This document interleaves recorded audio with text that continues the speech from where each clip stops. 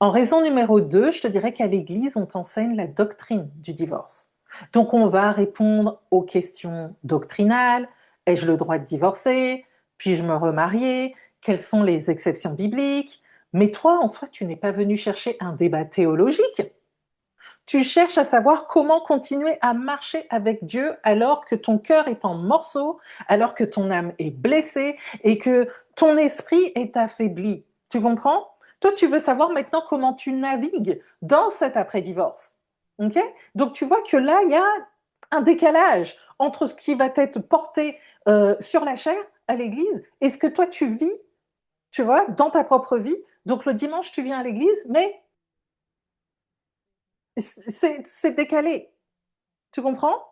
Des enseignements que tu vas peut-être suivre sur les réseaux sociaux, ça va être décalé parce qu'on ne plonge pas dans ton quotidien après divorce et comment te relever.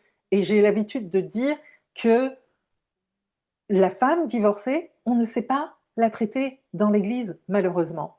C'est le cas qui dérange. On ne sait pas quoi en faire, on ne sait pas où la caser. Il va avoir toutes sortes d'ateliers, etc., toutes sortes d'événements, toutes sortes de temps de prière pour la femme mariée, la jeune fille, la célibataire, les hommes, les enfants, l'école du dimanche des enfants. Mais toi, c'est comme si bah, toi, tu as loupé ta vie, on ne fait rien pour toi. Tu comprends que tu es la brebis qui, entre guillemets, hein, a échoué. Tu vois ce que je veux dire? Dans ta marche. Et là, je te le dis sans aucune culpabilité, mais c'est pour te faire comprendre que tu dois avoir un traitement spécial, que tu dois avoir une attention spéciale, que tu dois avoir une écoute spéciale, que tu dois avoir une nourriture spéciale, que tu dois avoir un médicament spécial, parce que tu as été prise dans la gueule du loup, parce que l'ennemi est venu pour voler, égorger, détruire la trajectoire initiale que Dieu avait pour toi bien avant ton mariage. Et ça, faut réparer. Tu ne peux pas juste avancer parce que tu as signé les papiers du divorce, mais tu avances sur la même voie. Tu ne peux pas juste avancer et alors que l'ennemi a desserré ses crocs, hein, le X, c'est que on ne suture pas la plaie. Tu comprends? On n'enraye pas l'hémorragie. Ce qui fait que tu saignes et tu laisses des traces de sang partout où tu vas. Tu comprends?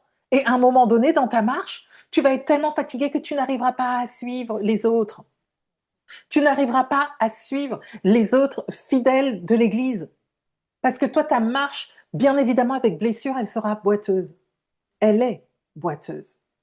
Et tu comprends qu'il faut prendre un temps pour t'asseoir, pour aller traiter la blessure, pour aller consolider les os, pour te réapprendre à marcher, pour que tu puisses avancer et courir de nouveau dans ce que Dieu a pour toi.